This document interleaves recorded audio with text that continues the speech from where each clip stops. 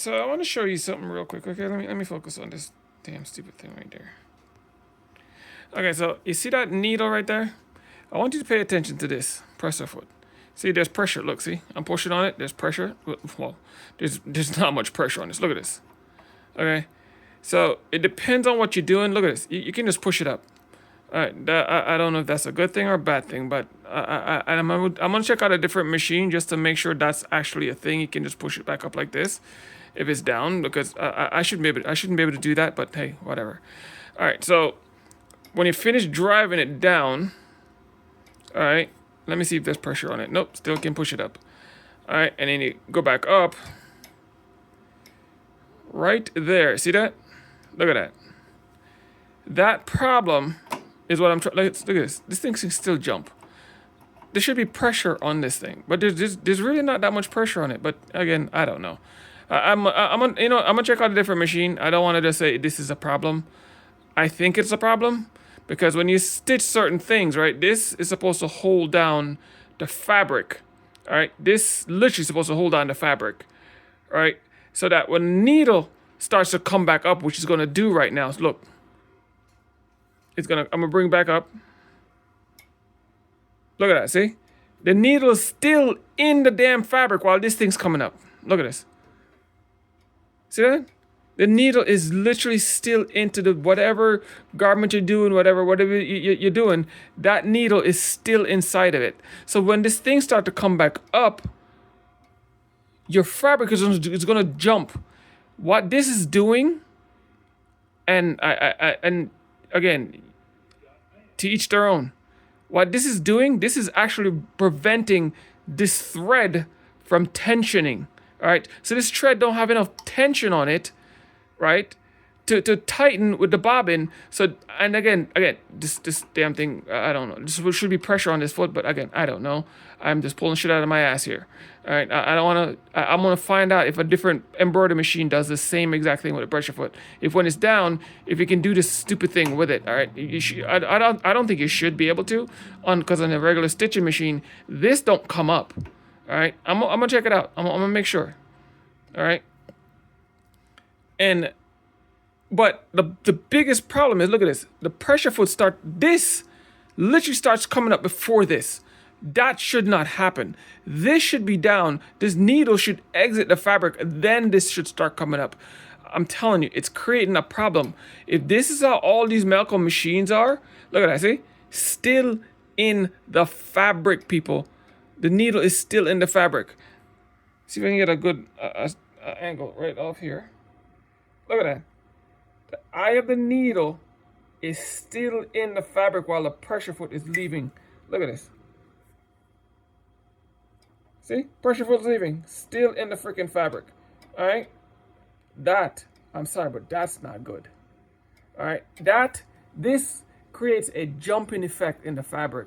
It's because of the needle still pulling up. Remember, there's thread attached to the other end of this. All right? So it's pulling up the fabric while this thing don't have pressure on it to hold it in place. So the needle can exit, pull the tension, and then tighten up the whole thing. And I'm going to take my bobbin case off. This should be in sync because I really don't use this machine that much. Okay, but I'm going to show you it's probably still in sync. And that is causing all my cutting issues. Every time I have a thread that's not cutting properly, it's because of this stupid fucking presser foot design. This entire thing is designed like crap. So if this thing cannot be adjusted, I'm telling you right now, Melco machines have a serious defect. That's my opinion. You can believe what you want. I'm gonna take this thing off and show you that should technically still in line. If it's not online, I'm gonna align it and show you that don't make it this. No matter how much you put this in line, you're still gonna have a problem with that.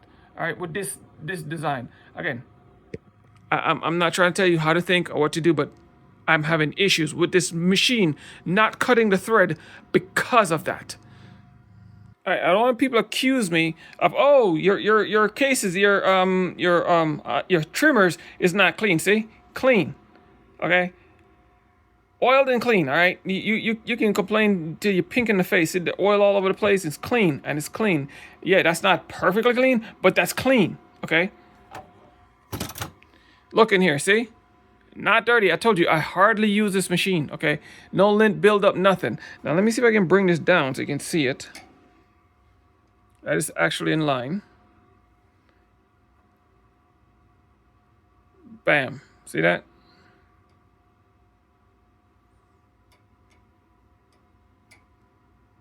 See? Its timing is perfect. Look at that. On its way back up, see it? On the way back up, catches the hoop and pull the needle out. Look at that. If it's any higher than this, it's not going to catch that thing properly. All right, I'm going to do the calibration setup or whatever the hell that stupid thing is, but I guarantee this thing's on point. See, right there, needle popping out. Zoom in, show it to you. Try and do this with one hand, see?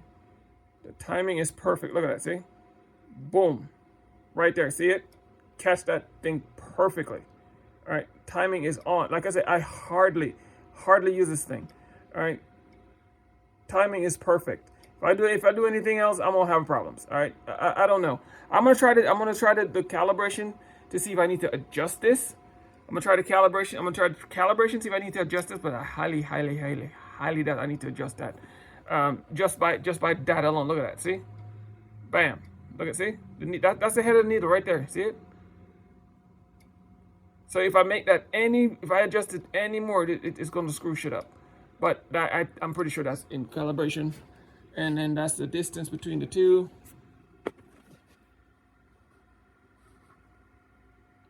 See, that's the distance between the two. They're in perfect sync. I can't make this any better. I can't. Look at that. Boom. Perfect calibration, perfect sync.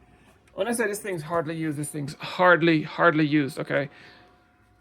Hardly used. I use it maybe once or twice a week, if that much, because there's times I go 2 or 3 weeks and I haven't used this machine, all right? And this machine is not even a year old. It's not a year old yet, and I hardly use it. So in a whole year, I made to use it like 15 times, 20 times, 30 times. You know what? Hold on. About 50 times, if I even use it that much, okay? So this shouldn't be out of sync, shouldn't be out of calibration. It's well clean. As you can see, I take care of it. Taking care of it. There's very not much lint in here. Look, see? Not much of nothing. All right, so this is calibrated. This is clean. I keep the machine up to date. It's so well maintained that oil kept dripping off these things, and I had to dial back how much I oil it. Okay, the needles literally had oil all over them. There was oil dripping back in here. I had oil back in here. I had to literally stop maintaining the machine because I was maintaining it too much. All right.